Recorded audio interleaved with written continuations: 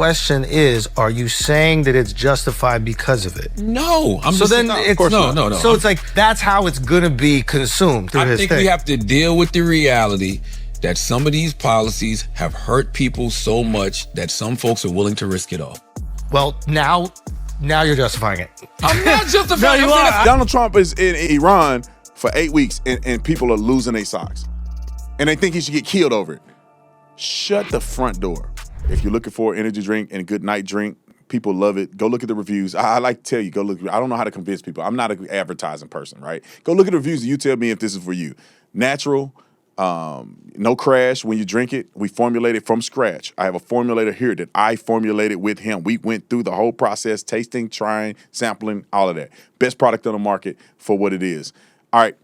ShareEnergyLife.com if you want it. All right, let's get to Charlamagne the Fraud. This is him. They want to do it, but they know they'll get so much backlash. This is him kind of alluding to the fact that Donald Trump was responsible for people coming after him, as if it's way more than the social media stupidity. And a caller called in, and I want this dude on my show. I'll show it to you in a minute. Roll the clip. Do we ever think, Chris, do we think about Doge and the hundreds of thousands of jobs that Doge got rid of last year? All of these federal workers still haven't found work. People have lost houses. People have had loved ones that have died because they don't have health care.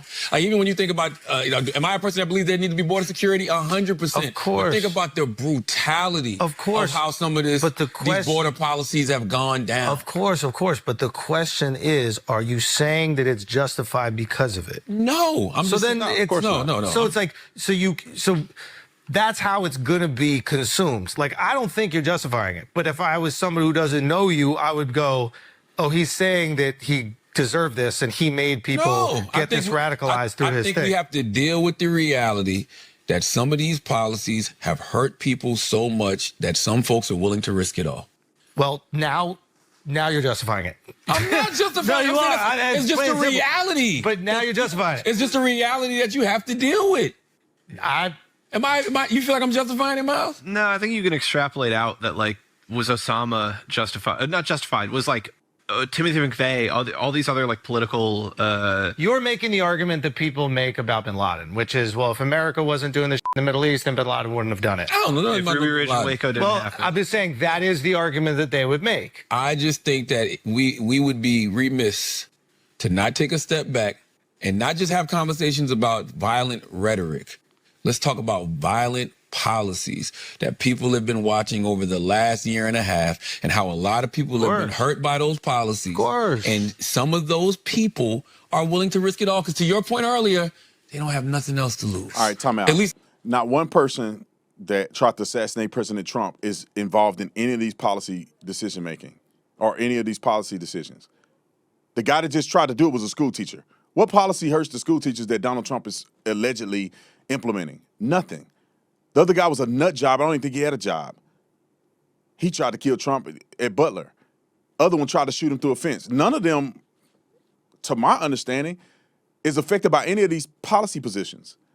People are just crazy and they hate him because every single day on the news they're making all these things seem to be, apparent that he's Hitler.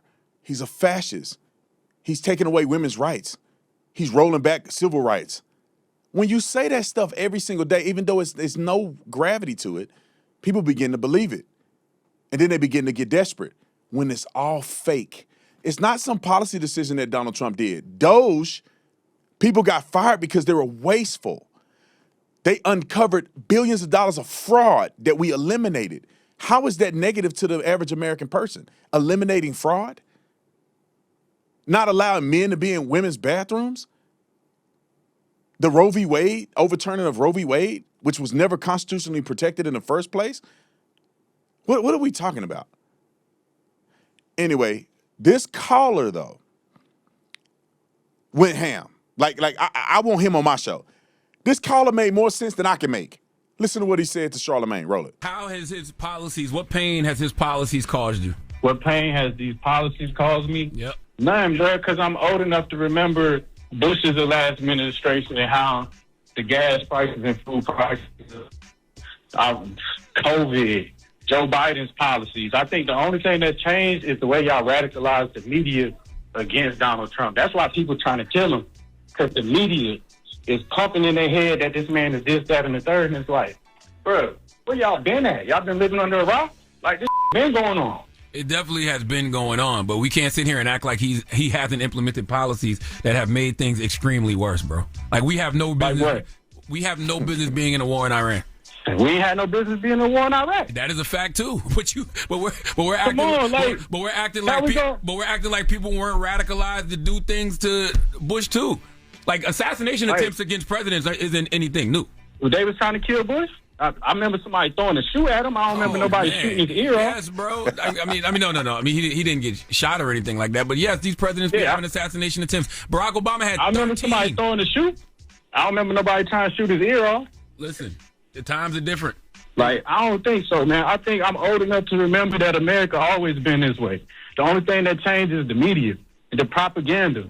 But you don't even think that a lot of that changed because of Trump and the way that he speaks? Like, people feel a lot more free now. You don't feel that? I hung up on him, my bad. Hung up on him, my bad. Oh, oops. Nah, bro, you know you crazy. It ain't nothing changed. We went to war for 20 years. We killed over 1 million civilians in that war over 20 years. Tons of service members died. They still didn't hate Bush and Obama and the way Joe Biden pulled out of Afghanistan. They didn't hate them the same way they hate Trump. Trump had nothing to do with none of these wars. Trump was really not involved in any of these wars. And he said war in Iran for 8 weeks. And people peeing the bed at night. 8 weeks, bruh. We were in Afghanistan, Iraq 20 years. Damn, get a man a couple more months to figure it out. Y'all acting like this is the existential threat to the United States of American history. Like Iran is going to bankroll the country. But we in foreign countries since the inception of time.